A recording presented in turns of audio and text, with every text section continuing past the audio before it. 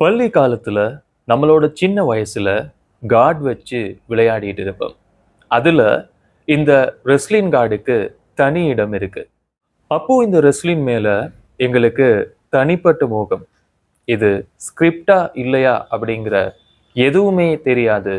ஆனா அதை போட்டு வச்சா வாயை பொளந்து பார்த்துக்கிட்டு இருப்பேன்.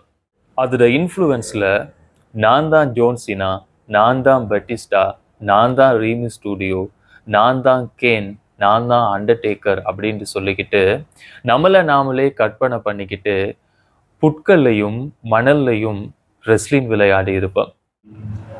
அப்போதிலிருந்தே நம்ம எல்லாராலையும் விரும்பப்பட்ட ஒருத்தர் தான் ஜோன்சினா. ஆரம்பத்துல அவன் நல்லா அடி வாங்குவான். கடைசியில அவன்கிட்ட இருக்கிற ஃபேவரட் ஷாட்ஸை அடிச்சுட்டு அந்த மெச்சை வின் பண்ணிட்டு போயிடுவான். WWE சாம்பியன் ஜான் சீனா இப்படிதான் அவன் எல்லோரோட மனசுலையும் நின்னான். யுனிக்கான அவனோட ஃபேவரட் ஷாட்ஸ் இப்போதும் எல்லோருக்கும் ஞாபகம் இருக்கும்.